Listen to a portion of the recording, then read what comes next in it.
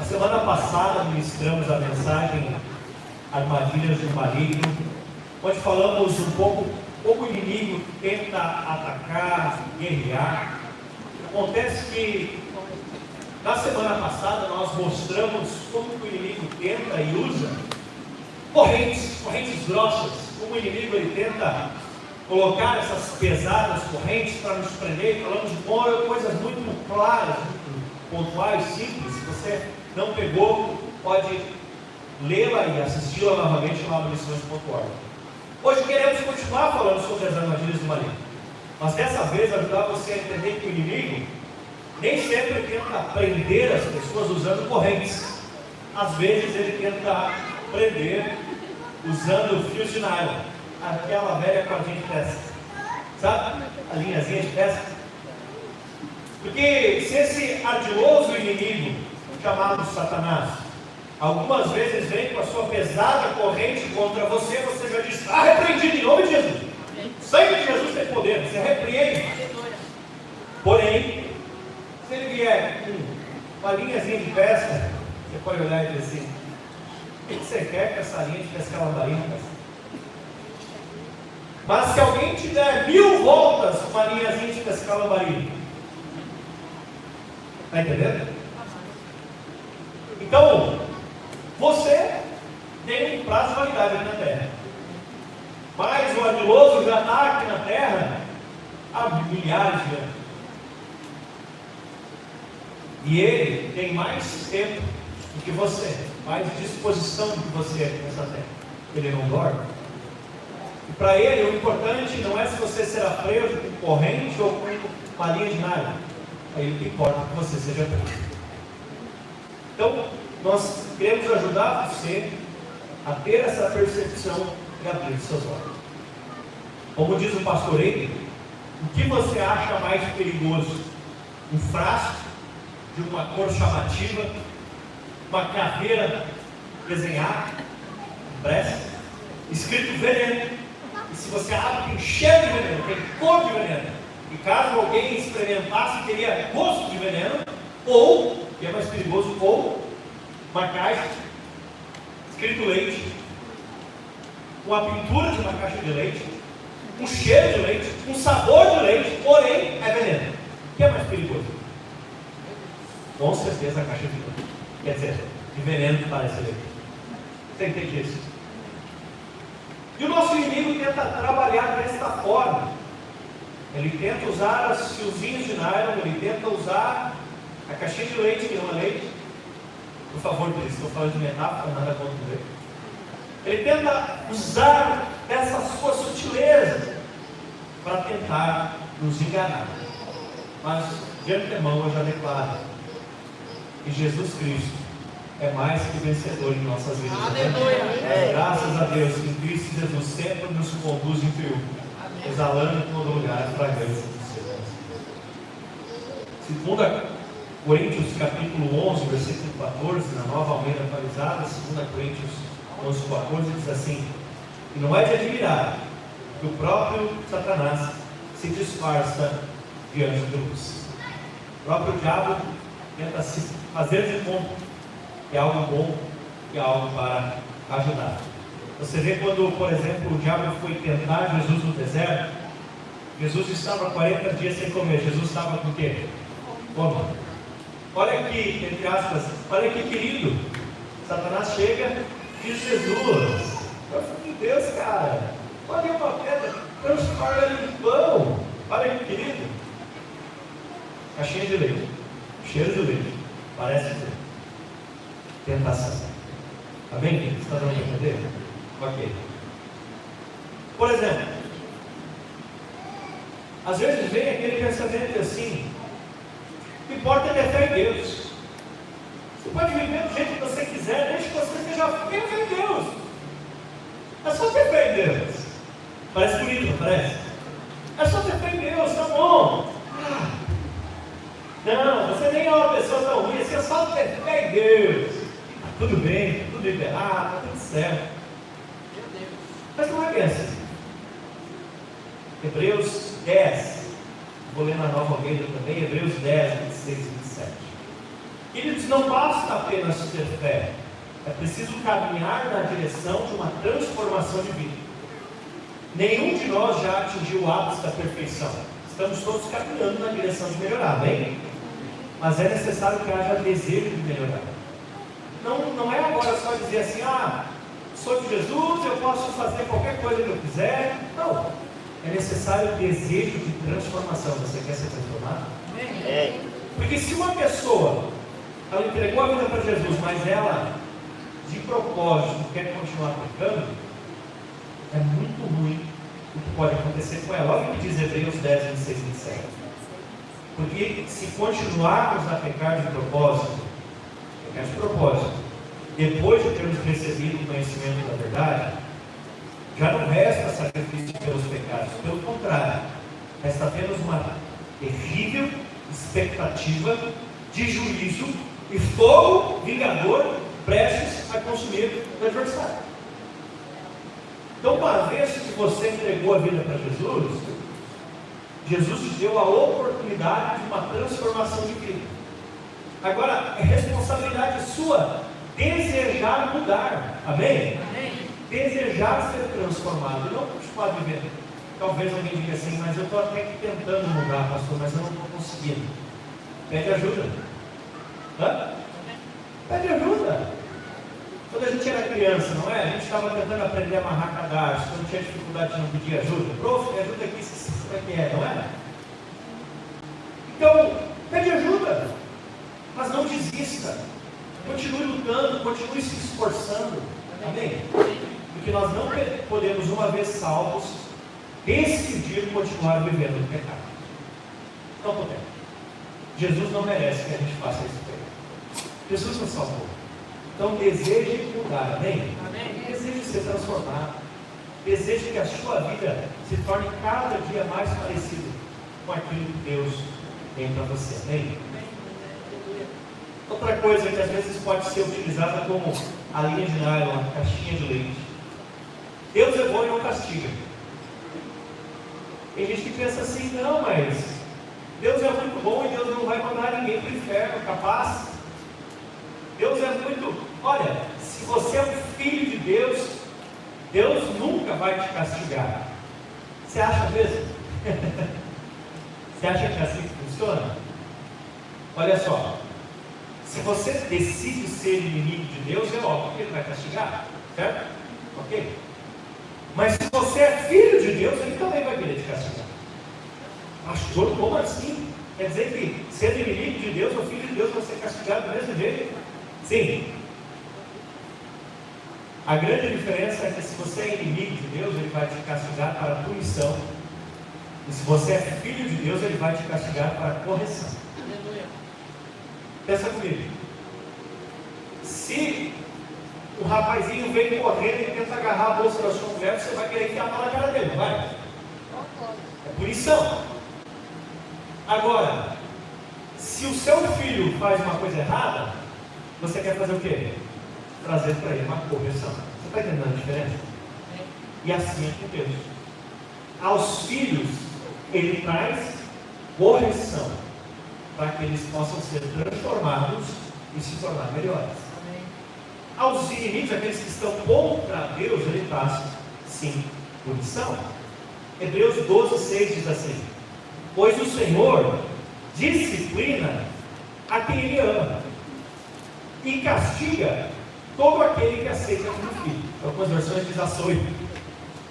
Ele disciplina quem ama e castiga aquele que aceita como filho. Olha que interessante.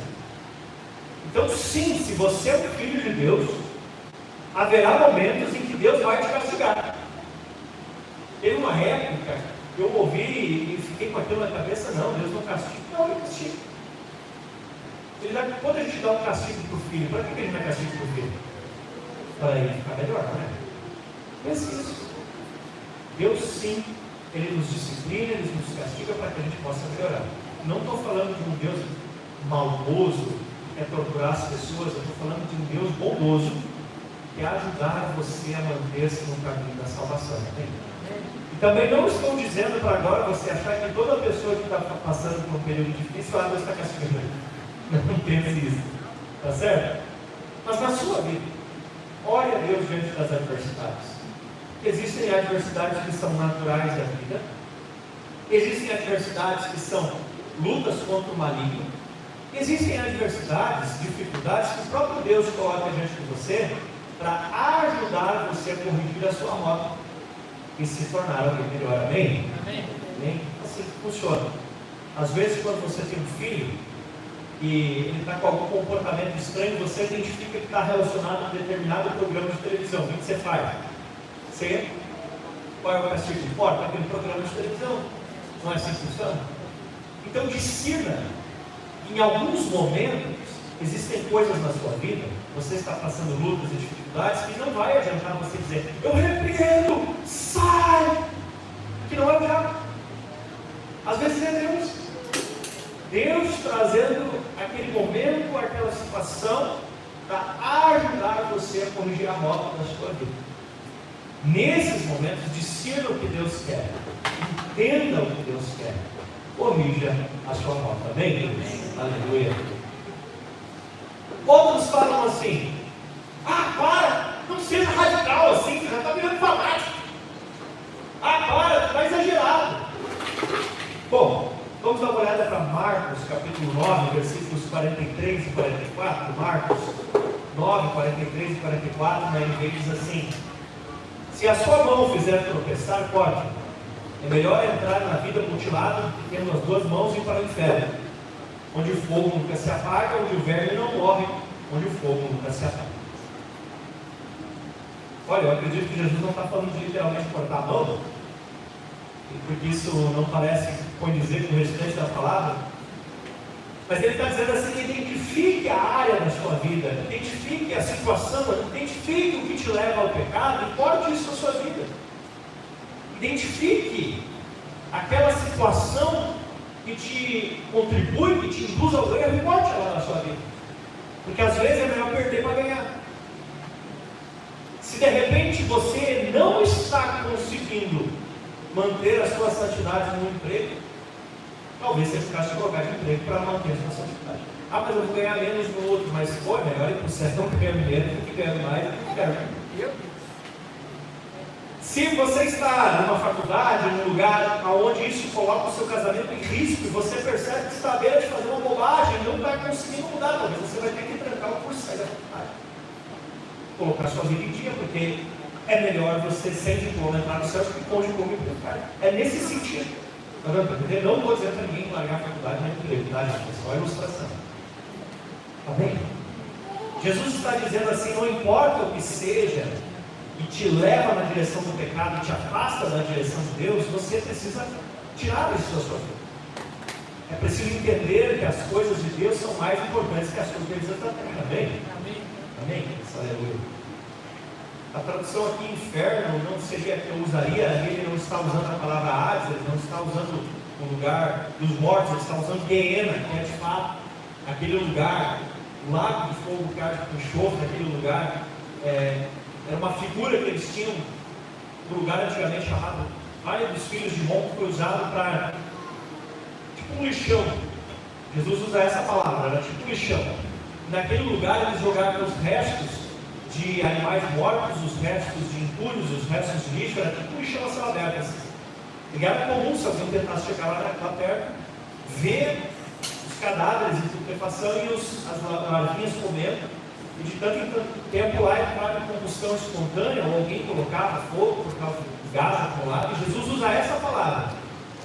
Ele diz: é melhor você ser radical, tirar o pecado da sua vida, do que você ir para um lugar que parece que chama de Israel, que os jardizinhos ficam comendo e o fogo fica queimando. Era essa a ilustração. Porque do contrário que algumas seitas ensinam, o inferno é para sempre. Porque ele é a cadeia que Deus preparou para castigar o diabo.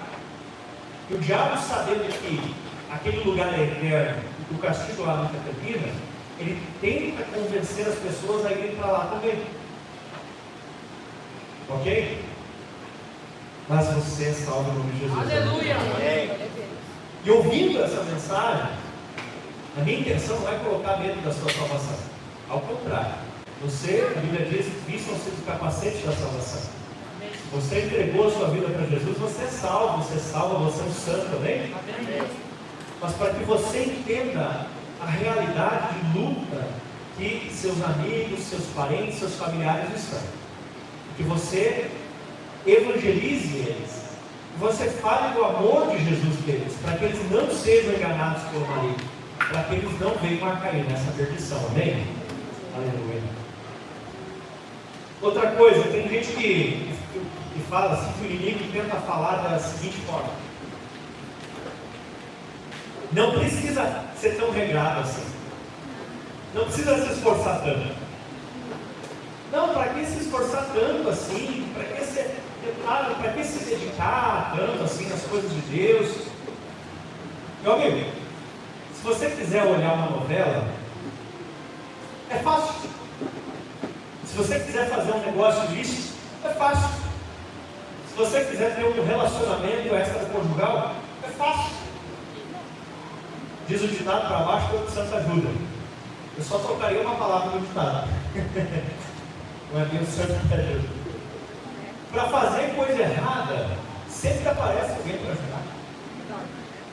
Uma vez eu conversei com um cara, ele tinha virado andarilho, tinha um problema severo com o alcoolismo, e ele disse que ele tinha conseguido parar de beber, muito tempo estava sem beber, e aí um dia faleceu o pai dele, e os amigos ofereceram para ele um copo de canha, para ele esquecer aquela dor que ele estava passando pela morte do pai. Ele voltou ao alcoolismo e voltou a ser morador de rua. E aí ele me disse assim, ele estava começando uma restauração na vida dele, ele disse assim: Cid, hoje se eu sair na rua para pedir comida, é difícil. Mas na época que eu saía para pedir um cigarro, uma cachaça, todo mundo me dava.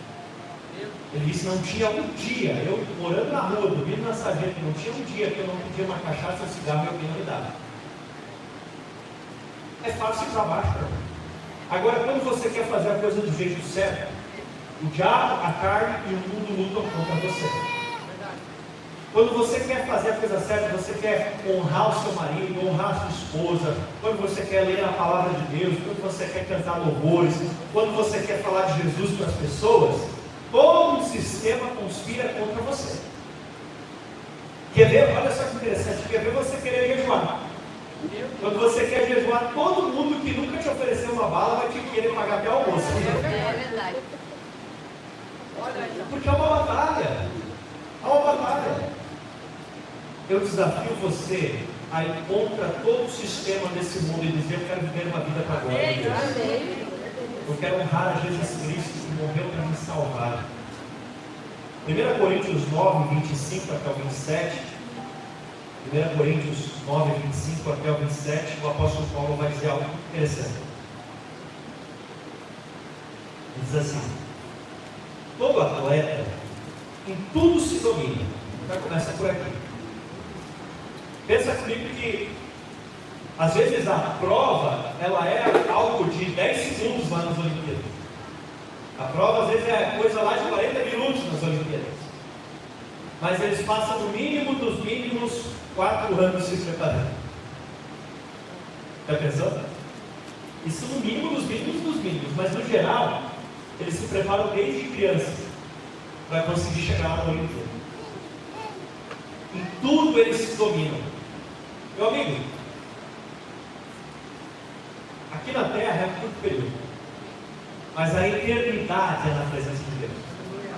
Eu pergunto para você: vale a pena viver do jeito errado e perder a eternidade, ou viver do jeito certo e ganhar a eternidade? Vale a pena passar alguns desafios aqui na Terra por 10 anos, 20 anos, 80 anos, 90 anos e a eternidade estar onde não há mais choro, onde não há mais doença, onde há paz na presença do nosso Deus? Ou aqui na Terra fazer tudo que der na telha, tudo que der vontade e passar a eternidade afastado de Deus? Porque esse é o pior castigo do inferno. No inferno você tem o poder de Deus agindo para manter o fogo aceso, mas você não tem a presença de Deus se manifestando. No céu, ao contrário. No céu você tem a presença de Deus se manifestando, mas não o poder de Deus castigando. No céu, diz que na Nova Jerusalém não há necessidade de haver um sol, um símbolo de fogo, não há mais, porque Deus é o próprio sol. próprio Deus aquece aquele lugar. Você entende a diferença? E eu convido você a isso. Todo atleta e tudo se domina. Aqueles para alcançar uma coroa corruptível na época, nos jogos da época, de cultura grega e romana, eles ganhavam uns lauros, folhas de louro, uma coroa feita com folhas de louro. Então por isso que isso aqui, em vez de ganhar medalha de ouro, eles ganhavam uma coroa feita com folhas de louro. Aí vem, por exemplo, o nome Laura. Eles ganhavam essa coroa. E hoje, em Apocalipse, a Bíblia diz que aquele que perseverar até o fim, dar-lhe a coroa da vida. Aqueles para ganhar uma coroa corruptível, o louro, ia se estragar com o tempo, nós, porém, uma coroa incorruptível. Assim eu corro, também eu, não sem meta. Paulo sabia que essa vida aqui, o objetivo dessa vida é se preparar para outra. O objetivo dessa vida é viver uma vida para a glória de Deus, que a gente vai poder estar na eternidade. O objetivo dessa vida é ganhar o máximo de pessoas que a gente puder para Jesus, para que essas pessoas que nós vamos evangelizar possam estar com a gente lá no céu. Às vezes a gente esquece que essa é a meta. Às vezes a gente pensa que a meta é a saúde, é o dinheiro, é o bônus, é o próprio casamento, é os próprios filhos. Tudo isso faz parte. Tudo isso é bom. Mas a meta é a gente viver a eternidade com Jesus. Amém. E levar o máximo de pessoas que a gente puder para viver lá. Essa é a meta. Essas outras coisas são importantes, mas elas devem contribuir para a nossa meta, para o nosso objetivo. Amém? Amém. Ok? Assim eu luto. Não como desferindo golpes no ar. Aí ele usa o exemplo da luta. A luta tem regras. Certo? Mas eu esmurro o meu corpo e reduzo a escravidão, para que tento pregar para outros, não venha eu mesmo a ser escolhido.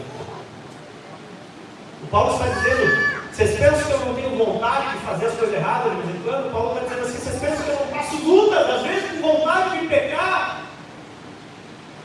Mas eu murro meu corpo. Ai, Jesus, me ajuda. Eu reduzo a escravidão, eu pego a minha vontade e digo, Paulo, você não vai mais fazer a sua vontade, você vai fazer a vontade de Cristo. E ele diz assim, para que depois de eu ter pregado com um monte de gente, eu mesmo não venha me perder. Então Paulo cuidava da sua saúde espiritual. Você pode dizer assim, poxa, mas o grande apóstolo Paulo, ele não era o cara. Sim, mas ele cuidava da sua saúde espiritual, e você deve cuidar também da sua. Amém? Ok. Vamos para a outra parte, número 2, tensões e batalha. Você já percebeu que às vezes você está de boa, está um dia legal, um migão, você está tranquilo, e aí está animado, do nada dá uma preguiça, do nada. Sei, meu cansaço agora. Meu Deus. Acho que hoje eu nem vou tudo. Aquilo ali pode ser uma batalha espiritual. Pode ser só cansaço também, mas pode ser uma batalha espiritual. Ou você estava assim, passando a semana, estava tudo bem naquela semana, estava tudo tranquilo. Daí, de repente, num determinado dia, o chuveiro já não quer funcionar direito. Está um pouquinho estressado, você foi pedir um pão lá na padaria antes de ir para casa, o cara já não está atendendo muito bem, aí quando você hoje em dia da selva. Pode ser por acaso? Pode, mas pode que você esteja enfrentando uma batalha espiritual. Entenda isso. Entenda isso. Está tudo bem, está tudo tranquilo, de repente, senão você vai ter um papo legal, uma mesa, um circulado, mas vai aquela dor de cabeça. Pode ser uma batalha espiritual. Meu irmão, quem nunca passou alguma coisa nesse sentido antes de vir no culto, antes de uma célula, antes de um estudo? O que aconteceu? Para mim já aconteceu várias vezes. Meu Deus. Para mim já aconteceu várias vezes. Teve um menino uma vez que eu estava evangelizando, e aí eu disse para ele, convidei ele para ir no culto e para ir no retiro de jovens, e ele tinha que pegar o ônibus. E aí para ele ir no retiro de jovens, eu comecei a orar, eu pedi que estava numa batalha espiritual, eu disse assim, Senhor, nem que o Senhor tem que colocar um anjo de cada lado para agarrar ele e jogar ele para dentro do ônibus, mas que ele venha no retiro. Daqui a pouco o guri entra meio que assim, né, mano? entra ele de uma forma meio estranha dentro do ônibus assim. E aí, cara, vem ele estranho, comecei a ficar meio ruim. Agora há pouco, já nem ia mais, mas parece que uma coisa me agarrou e me trouxe para dentro desse ônibus. Meu Deus! Batalha espiritual. Batalha espiritual. Então entenda isso. Discirna isso. E às vezes um cônjuge tem que ajudar o outro. O marido está numa batalha, a esposa está numa batalha, ele tem que ajudar o outro. Porque sim, existe um diabo que quer te matar. Mas existe um Deus muito mais poderoso que ele. Amém. Está na moda agora, os memes do Donald Trump, o meu botão é maior que o teu. O nosso botão é maior que o do diabo. O nosso botão é em nome de Jesus. Amém. Em nome de Jesus. Porque o poder não está em nós. O poder está nesse nome. É o nome de Jesus. Amém? Quando o inimigo não consegue de pronto derrubar uma pessoa, ele tenta ficar na volta espreitando. Por exemplo, a pessoa orava por um emprego, conseguiu aquele emprego. E daí lá naquele emprego, o que o inimigo fica tentando fazer? Ela fica murmurando lá dentro. Esse patrão não presta, não sei o quê, esse emprego, levar para a murmuração. A pessoa estava solteira, orou para casar, e quando casou, parece que não fica casar, não sei o quê, como é que pode esse negócio? Então são sutilezas. E quando o inimigo não consegue achar uma brecha, ele tenta inventar algo. Por exemplo, Daniel não tinha nada errado. Aí inventaram uma lei nova que não podia orar para Deus, só para o imperador, para conseguir pegar ele. Jesus não tinha nada errado, então inventaram um negócio para pegar ele. Ele é blasfemo. Que não tinha. E assim o inimigo fica tentando. E essas são linhas de pesca. Vou dizer mais algumas linhas de pesca. A murmuração. A pessoa fica só reclamando, murmurando, na hora talvez parece que não é nada, mas pode ter um profundo significado. Ouvi essa semana um pregador dizendo assim que a murmuração é para o diabo e que o louvor é para Deus. Pensa? Você está lá agradecendo, Senhor, obrigado. Entre nos seus atos de louvor, de gratidão. Você está feliz, Senhor, obrigado, Jesus, obrigado. Você está expressando sua gratidão a Deus, seu louvor a Deus. Então está só reclamando. Que droga de vida, que porcaria, que não sei o quê. Em certo sentido, parece até um louvor ao diabo. Reclama de tudo, murmura de tudo, está ruim, nada presta. E tem aquele caso clássico de Números 14, 27 a 29, que diz: até quando essa comunidade ímpia se queixará de mim, Deus falando com eles? E ouvindo essas queixas dos israelitas murmuradores, diga-lhes: juro pelo meu nome, declara o Senhor, farei tudo com vocês conforme pediram, cairão nesse deserto seus cadáveres.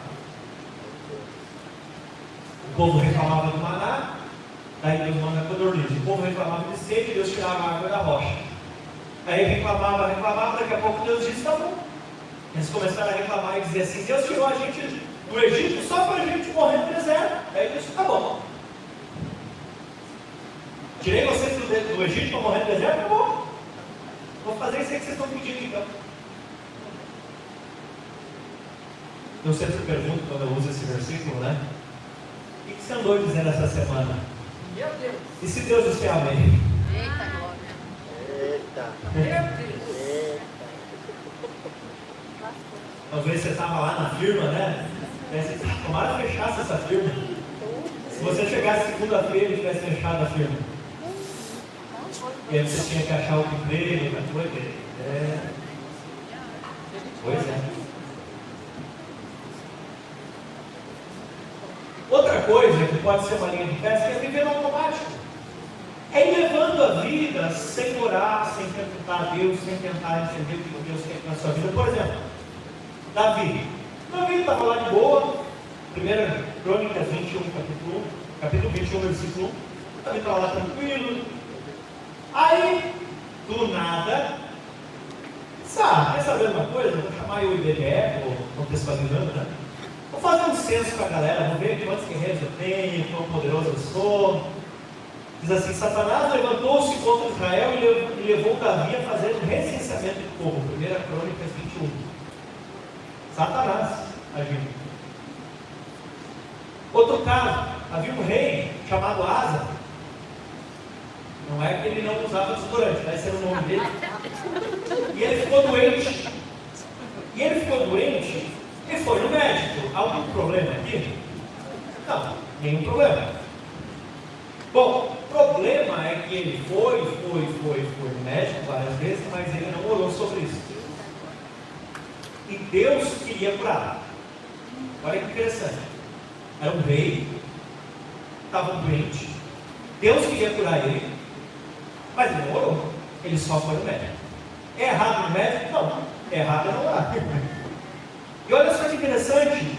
2 Crônicas 16, 12 ao 13. 2 Crônicas 16, 12 ao 13. No 39º ano do seu reinado, Asa foi atacado por uma doença nos pés. Embora a doença fosse grave, não buscou a ajuda do Senhor, mas dos médicos. Então, no 41º ano do seu reinado, Asa morreu e descansou com seus antepassados. Não está dizendo que ele foi para o inferno. Está só mostrando que Deus queria curar ele. Deus queria curar ele. Mas ele não orou. Ele não pediu ajuda de Deus. Ele simplesmente pensou: essa eu resolvo. Eu sou o rei. Poxa, eu tenho aqui os Albert Einstein, sírio-libanês. Eu sou o rei, cara. Eu posso mostrar o que eu quiser. Eu sou o rei, eu tenho todo o dinheiro do país. Eu posso fazer o que eu quiser. Capaz que os médicos não vão curar esse problema no meu pé. Nada contra os médicos. Mas por que ele não orou? E quantas coisas, às vezes, na nossa vida, o inimigo tenta nos enganar dessa forma. Sabe? Mas isso é para que orar por isso? Deus tem mais o que fazer do que ficar ouvindo esse tipo de coisa. Deus tem mais o que fazer, vai lá e resolve tudo. Tudo bem, vai lá e resolve tudo. Mas ora, meu amigo, sabe de uma coisa? Deus gosta de ouvir a tua voz. Deus gosta de ouvir as tuas orações. É tão gostoso quando a gente tem um filhinho e ele começa a falar suas primeiras palavrinhas, não é legal? A gente não gosta de ouvir? Deus gosta de ouvir as suas palavrinhas. Às vezes a gente nem sabe o que quer pedir direito, quer pedir uma coisa e falar outra, mas Ele gosta de ouvir as suas palavras, a tua oração, e Ele quer agir na sua vida. Mas o nosso Deus é muito respeitoso. Conversa com Ele. Amém? Então o inimigo quer que a gente vá levando a vida no automático, esquecendo-se que existe um Deus, esquecendo-se que o sobrenatural do Senhor está ao nosso favor, esquecendo que Deus age por meio de todas as coisas para o bem daqueles que o amam.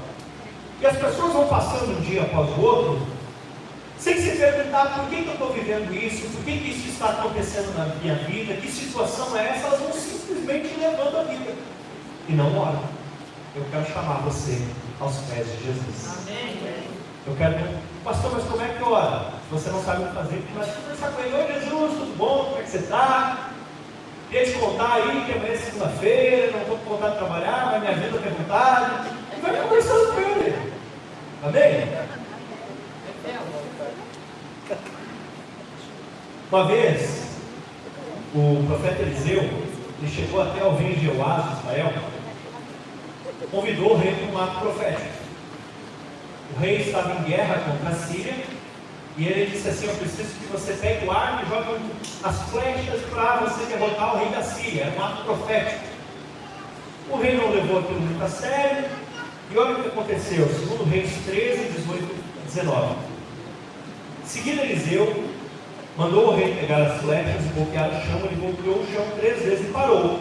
O homem de Deus ficou irado com ele e disse: você deveria ter golpeado o chão 5 ou 6 vezes, então ele ia derrotar a Síria e a destruiria completamente, mas agora você a derrotará somente 3 vezes. Deus deu àquele rei a oportunidade de fazer um ato profético para vencer o inimigo que o oprimia. O que ele fez? Faz um culto.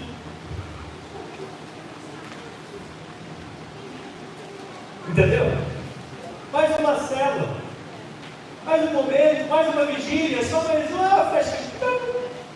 3 festinhas. E assim, ele não deu valor para a realidade espiritual que estava acontecendo naquele ambiente.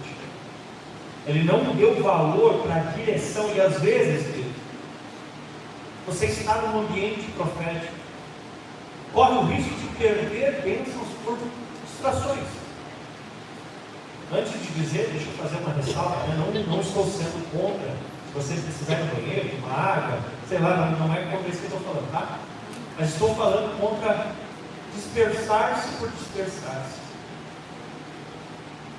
Queridos, às vezes, enquanto nós estamos falando aqui, Deus, por sua misericórdia, nos dá a palavra dele mesmo para entregar. E no meio da pregação, nós soltamos aquela frase que é o recado de Deus para você. Nós nem percebemos enquanto estamos falando aqui. Às vezes no meio do louvor, da pregação, às vezes na vigília. E é Deus falando contigo. Mas às vezes você está que nem o rei Jeoás. Em 3 flechinhas de nada. Quando Deus queria que você lançasse 5%. Às vezes Deus estava ministrando algo que seria nevrálgico para mudar a sua vida. Mas naquele exato instante, você estava rolando um Reels no Instagram, ou naquele exato instante você foi bater um papo no vendedor, ou naquele exato instante você estava contando os forros do teto, estava olhando se o tênis está sujo ou está limpo, e você perdeu a oportunidade de lançar 6 ou 7 flechas e destruir o exército sírio completo. Você está entendendo? Às vezes por uma distração, por um momento, por uma situação, nós podemos perder aquela bênção que Deus queria nos dar. Esteja atento em nome de Deus. Existem momentos onde o inimigo tenta nos levar a assumir a glória para nós, outra linha de peça. A pegar para nós a glória e entender que nós só somos instrumentos que Deus usa, né? Nós só somos instrumentos que Deus usa. Teve um rei na Bíblia que ele literalmente morreu porque não deu glória a Deus, já ouviu essa? Então, por isso o Edilson não vai morrer. Amém? Diz aqui em Atos 12, 23, no mesmo instante um anjo do Senhor feriu Herodes por não haver dado glória a Deus, e com medo de vermes morreu. Eita gente triste de morrer. Por quê? Porque o pessoal começou, uau, o rei Herodes é o cara aí.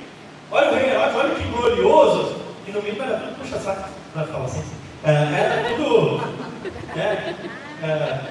pessoas que estavam adulando ele por motivos errôneos.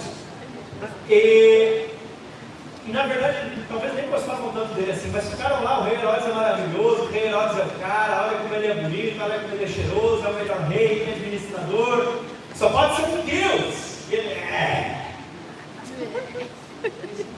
E aí o anjo desceu e matou ele.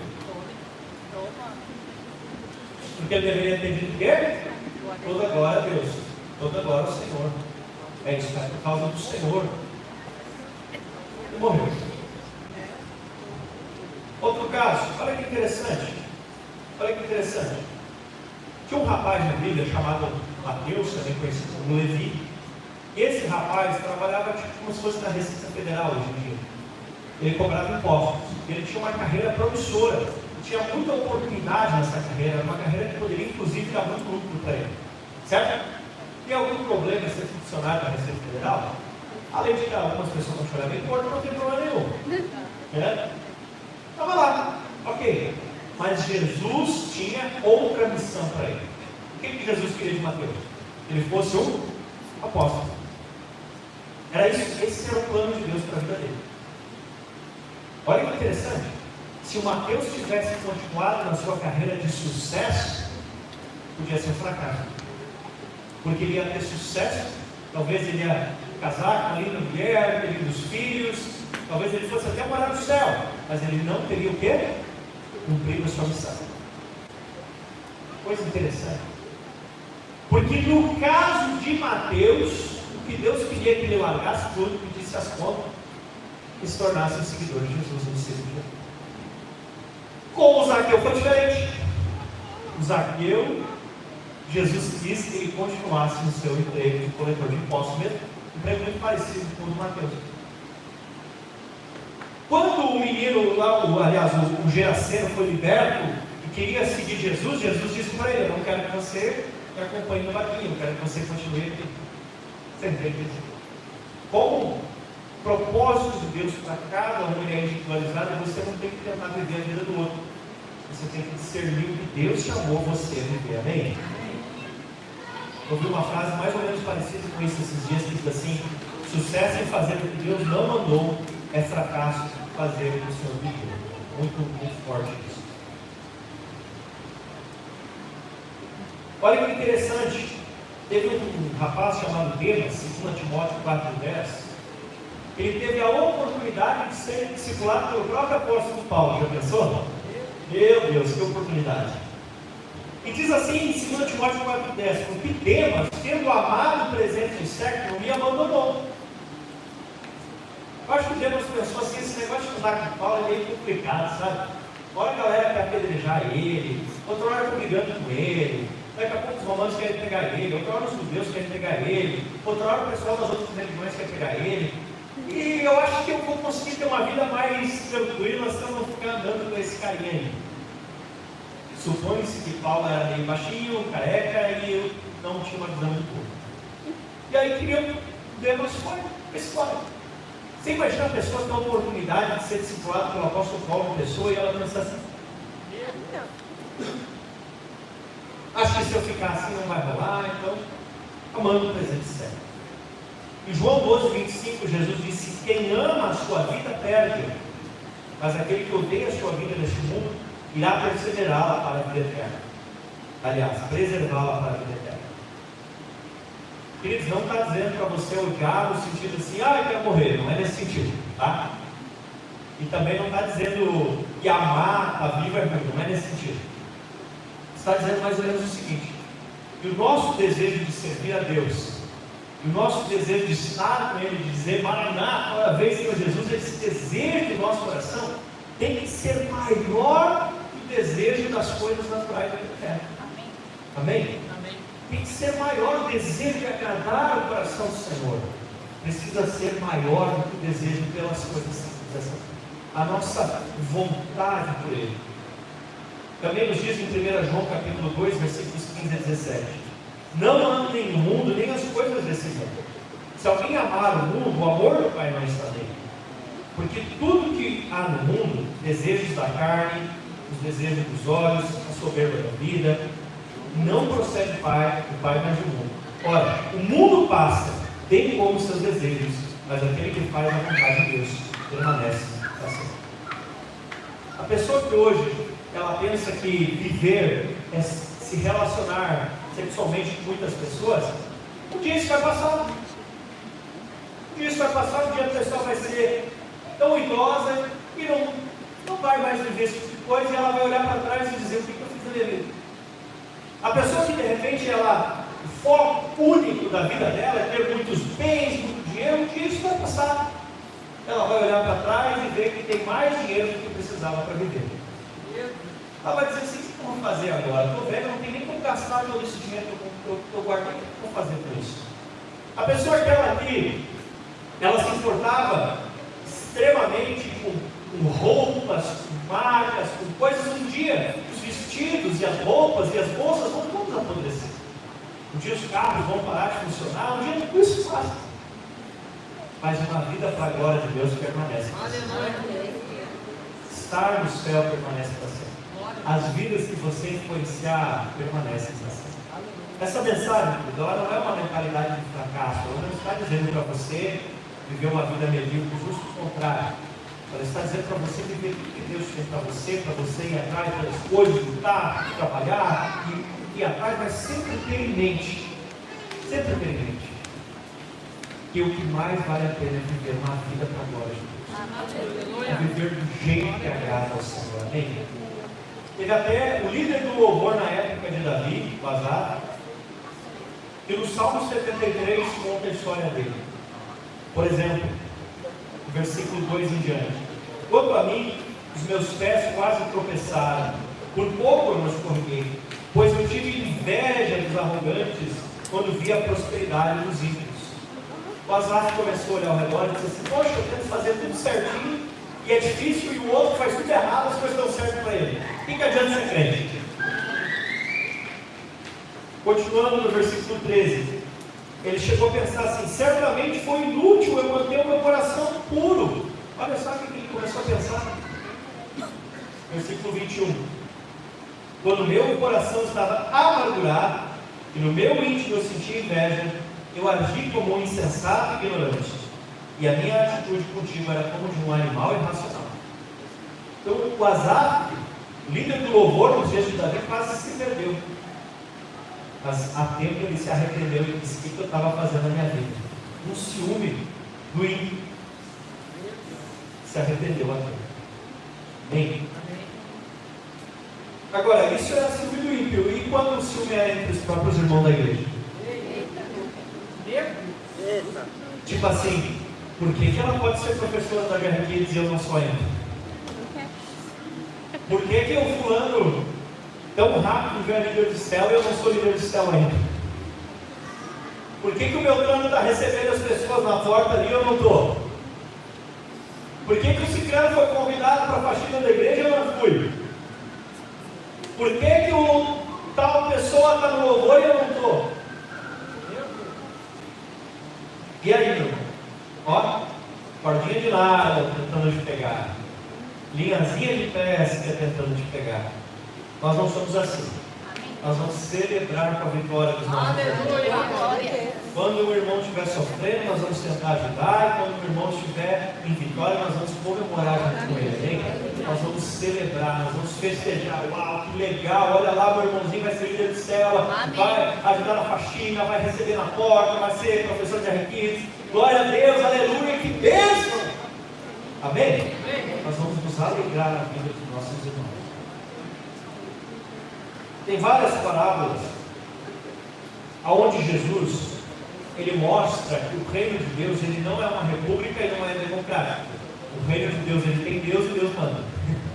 Basicamente. Por exemplo, eu vou tentar ler rapidinho, né? João 21. João capítulo 21.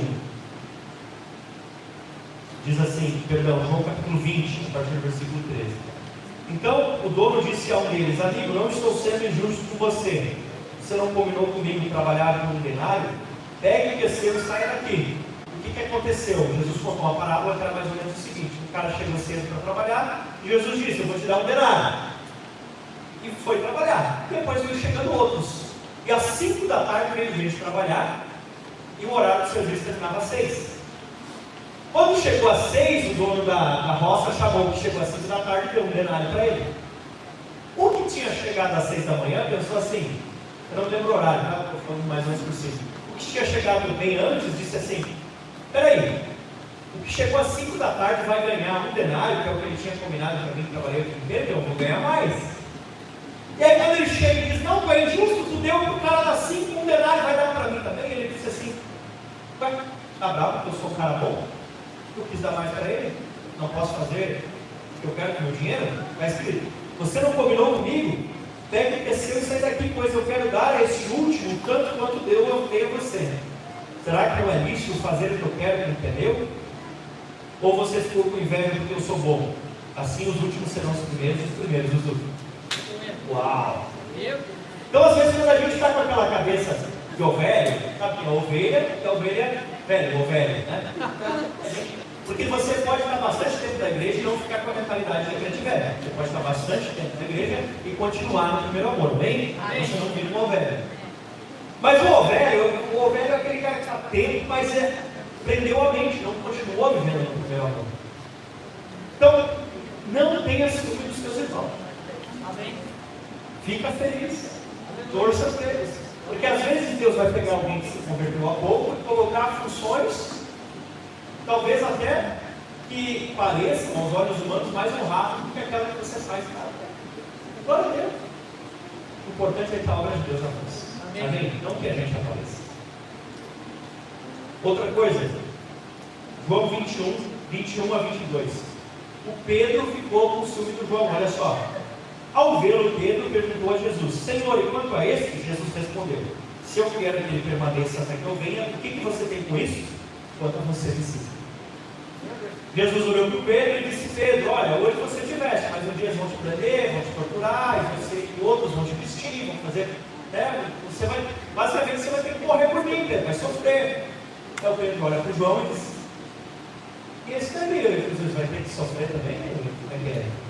Aí Jesus olha para ele e diz assim: Se eu quiser que ele fique vivo até eu voltar, o que tem a ver com isso?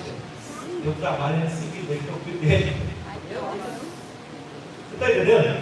Porque às vezes as pessoas estão muito preocupadas com a pessoa do lado. Cara, Jesus disse para o Pedro, te liga, Pedro. Pedro, eu tenho contigo, eu tenho com o João. Se eu quero abençoar o João, deixa eu abençoar o João, então. Amém? Eu vou até ler de novo para você decorar. João 21, 21 e 22. Ao vê-lo, Pedro perguntou: Senhor, e quanto a esse? Mas Jesus respondeu: se eu quero que ele permaneça até que eu venha, o que você tem com isso? Quanto a você, siga. E esse é o chamado do Senhor para nós. Quanto a você, siga. Amém?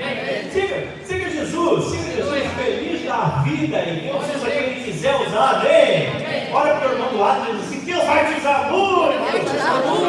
Eu vou ficar feliz. Vou ficar feliz vendo Jesus te usar. Aleluia. Glória a Deus. Nós somos chamados a ser frutíferos, tanto a gerar fruto do Espírito como a ganhar vidas para Jesus. Amém. Precisa existir se é que eu posso dizer assim, uma santa obsessão no teu coração, ganhar vidas para Jesus.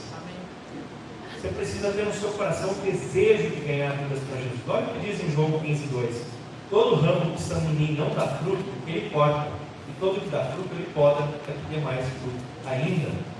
Tem outro em João 13:7-9. Então disse o homem ao cuidador da vinha: vá, já faz 3 anos que eu venho procurar fruto nessa figueira e não encontro nada, portanto corte, porque ela ainda está aqui ocupando o lugar inutilmente na terra. Mas o Senhor que cuidava da vinha respondeu: Senhor, deixe ainda este ano, para que eu escave ao redor e coloque estrume. Se vier a dar fruto, muito bom; se não der fruto, o Senhor poderá cortá-la. Quando o inimigo não consegue derrubar uma pessoa, ele tenta trabalhar para que a vida dela se torne inútil. O que é uma vida inútil? É quando a tua vida é só para você. Se a sua vida é só para você, a sua vida é inútil. Se você não está influenciando as pessoas ao seu redor com Jesus, a sua vida é inútil. Entende? Por quê? Porque nós ainda estamos aqui na terra ocupando o lugar. Para quê? Para espalhar o amor de Jesus, evangelizar as pessoas, para ajudar as pessoas a encontrar o caminho da salvação. E esse viticultor chegou e viu um pé de figo no meio da videira e ele disse: arranca fora. Toda vez que eu venho aqui olhar a videira e quero que dê um figo aqui do lado, não tem figo nunca. Arranca fora, está ocupando inutilmente a terra. Qual é a vantagem? Qual é a vantagem para Jesus em manter o Filho de Deus vivo aqui na terra, se ele não está evangelizando ninguém, não está orando por ninguém, não está fazendo nada? É mais útil promover ele logo lá para o céu, né? Onde lá não há sofrimento, não há dor, está com Jesus, está tudo garantido, do que deixar aqui na terra, onde pode ter um risco até se desviar. Então diz aqui: vamos colocar estrume, talvez você saiba o que é isso, ao redor dessa figueira, para ver se ela dá fruto, senão está ocupando inutilmente. Então o Senhor te chama a frutificação. Quem você vai ganhar para Jesus? Jesus não nos salvou para viver uma vida estéril. Jesus nos salvou para exercer influência sobre a vida das pessoas ao nosso redor. De um jeito ou de outro. Alguns vão ganhar alguém para Jesus essa semana. Outros talvez levem um ano inteiro, ou 2 anos. Mas, meu amigo, cada pessoa que você ganhar para Jesus é uma pessoa a menos do inferno e uma pessoa a mais. Entendi isso? Pensa nisso. Cada pessoa é muito valiosa. Porque se na sua vida inteira você ganhar pelo menos uma vida para Jesus, a sua vida nessa terra não foi inútil. Mas se passar toda a sua vida nessa terra e você não conseguir evangelizar uma pessoa, sua vida foi inútil. Você não conseguiu produzir nada que dure para sempre. Eu te pergunto: o que você já fez que vai durar para sempre? Os faraós antigos, eles pensavam que as suas pirâmides durariam para sempre. Olha, fizeram um bom trabalho, porque as suas pirâmides estão aí até hoje. Mas sabe uma coisa? Não vão durar para sempre. Mas quando você fala para alguém que Jesus Cristo é o Senhor e Salvador e essa pessoa se converte, ela vai viver para sempre com você. Você está entendendo isso? Então eu te digo o seguinte: não viva uma vida inútil. Não viva uma vida só para si. Dê lucro para Jesus. Dê lucro para Jesus. Ganhe almas. Gere frutos. Seja uma bênção. Sirva. Frutifique. Tiago 4,17 chega a dizer: quem sabe que deve fazer o bem não faz, nisso peca. Amém? Estamos chegando no fim, pode ficar tranquilo. Sempre eu recomendo você entrar lá no Missões Concordem, que lá tem mais detalhes que às vezes não dá tempo para. E aqui você lê na mensagem, né? Você tem que ter escrito mais coisas. Mas eu convido você a se libertar de uma vida presa em si mesmo, no egoísmo, na arrogância, que nos diz em Filipenses capítulo 2, versículos 3 e 4. Filipenses 2, 3 e 4. Não façam nada por interesse pessoal ou vaidade, mas por humildade, cada um considerando os outros superiores a si mesmo, não tendo em vista somente os seus próprios interesses, mas também o que é dos outros. Quer saber uma coisa? Vai cuidar da vida dos outros, no bom sentido da palavra, não no sentido de ficar olhando, mas no sentido de ajudá-los, de trabalhar, de cuidar dos interesses. Amém? Vou pular essa parte final aqui. Por último, a história de Caim e Abel, Gênesis 4, 3 assim. Diz assim: aconteceu que no fim de um certo tempo, Caim trouxe o fruto da terra, uma oferta ao Senhor. Abel, por sua vez, trouxe das primícias do seu rebanho e da gordura triste. O Senhor se agradou de Abel e de sua oferta, mas a Caim e de sua oferta não se agradou. Caim ficou muito irritado e fechou a cara. Os dois irmãos foram fazer uma oferta ao Senhor. Caim, ele foi lá, criou seu gado, resolveu suas situações, e quando sobrou algo, ele preparou para oferecer ao Senhor. Abel, ao contrário, ele pensou: a primeira coisa, o melhor gado, o gado mais bonito, a primeira coisa eu vou oferecer ao Senhor. Como o Abel ofereceu a Deus uma primeira parte, a primícia, Abel se esforçou para oferecer o melhor ao Senhor, Deus ficou feliz. Disse: legal, Abel. Como Caim foi lá e pegou, no fim dos tempos, algo que estava sobrando, depois de ter resolvido a vida, pensou em Deus, Deus disse: não por ti, Caim. O que o Caim fez? Fechou a cara. Como assim que Deus não aceita uma oferta?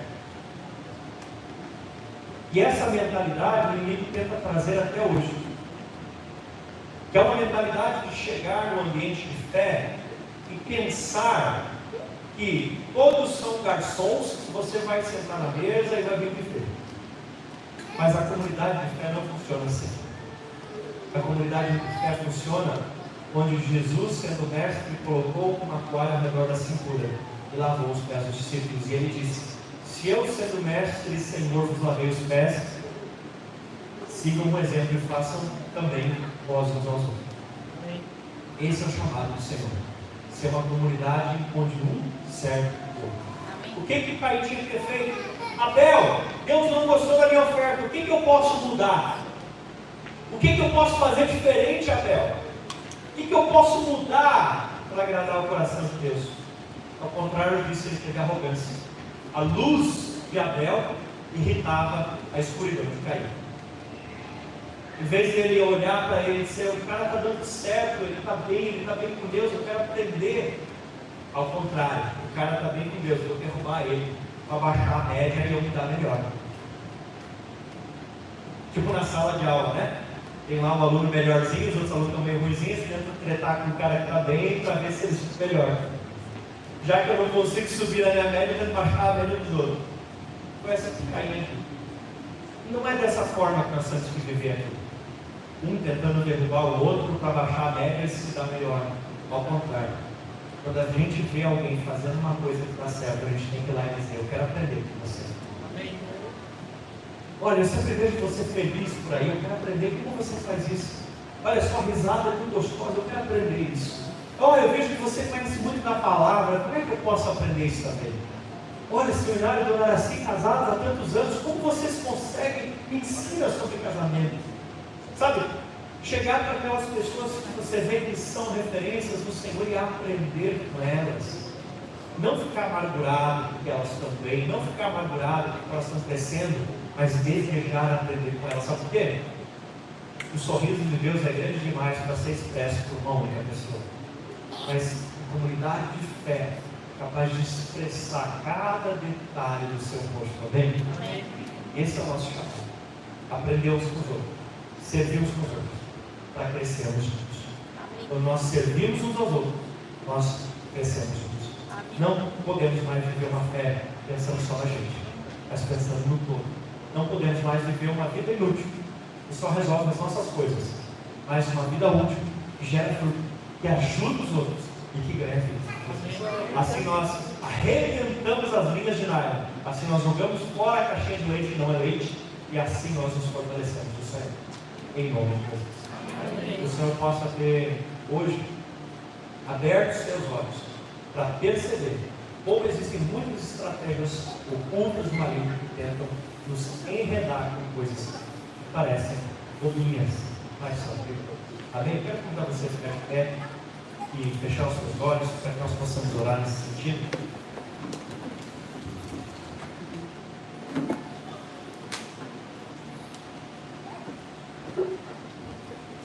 Senhor Jesus, muito obrigado, Senhor, por abrir os nossos olhos, por nos fazer perceber, Senhor, que muitas vezes o inimigo tenta nos cegar para realidades, tenta nos enredar.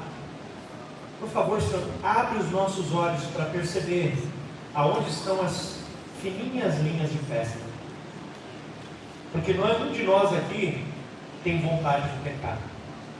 Nenhum de nós aqui está pensando em como vai fazer o próximo pecado. Nenhum de nós aqui está com vontade de sair por aí fazendo tudo errado.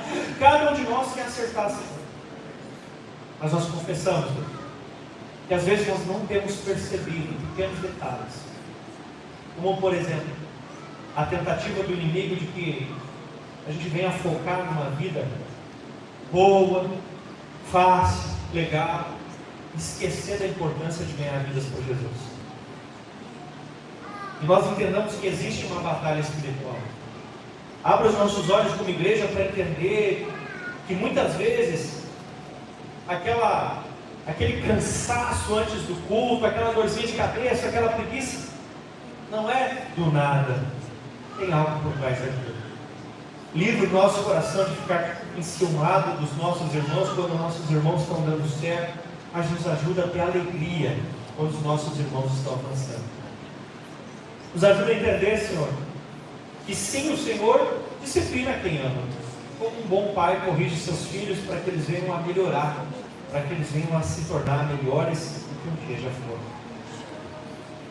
Nos ajuda, Senhor, a estarmos atentos e vigilantes. Nos ajuda, Senhor, a mesmo com o passar dos anos, não nos tornarmos velhos, mas mesmo sendo cristãos maduros, nos mantermos no primeiro amor, queimando, ardendo de desejo por Jesus, de vontade de estar na presença dEle e ajudar os irmãos.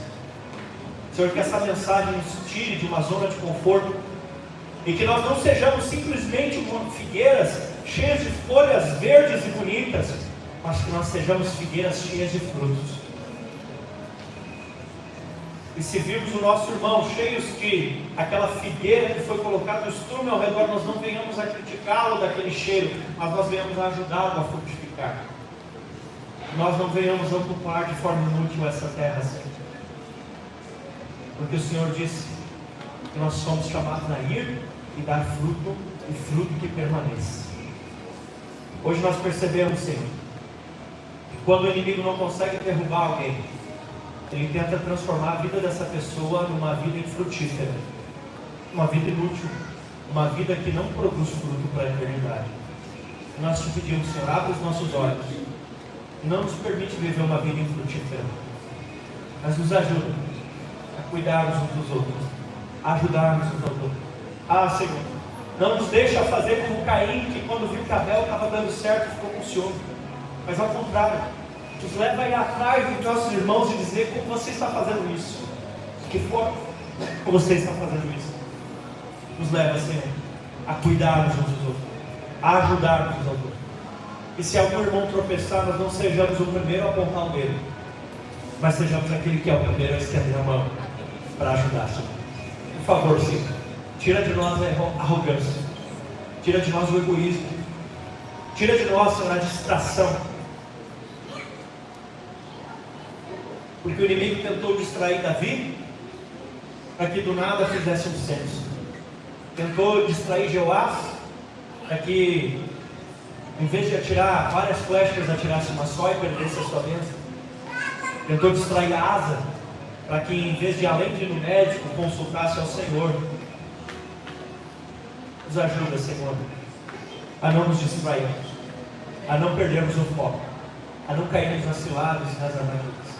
Nos ajuda a viver cada dia com discernimento, em nome de Jesus. Eu clamo a Ti, vem com discernimento sobre essa igreja, para que nós não venhamos a cair nas fofocas, para que nós não venhamos a cair nas murmurações, em nome de Jesus, que essas linhas se arrebentem agora, em nome de Jesus. Eu declaro você livre dessas prisões, livre dessas cadeias. Senhor, se porventura algum de nós aqui, Senhor, tem vivido preso nessas coisas, eu te clamo, abre os nossos olhos nessa noite. É o que nós oramos, em nome de Jesus. Eu declaro você mais que vencedor. Eu declaro que essa palavra vai produzir resultado na sua vida a 100 por 1. Eu declaro que você está rompendo essas linhas, essas cordas, essas ciladas. Eu declaro em nome de Jesus que você é frutífero, que você vive uma vida frutífera, que por onde quer que você passe, em nome de Jesus, você vai gerar fruto. Você vai conseguir evangelizar as pessoas ao seu redor. Você vai ganhar vidas para Jesus. Você vai fazer a diferença no seu casamento, no seu trabalho, na sua escola, na sua faculdade. Aonde quer que você passar, você será luz naquele lugar. Você vai gerar transformação, porque você não ama o presente século, você ama Jesus acima de todas as coisas. Quem crê nisso, dá glória a Deus. Amém. Aleluia. Deus te abençoe. Vá na graça, vá na paz do Senhor Jesus.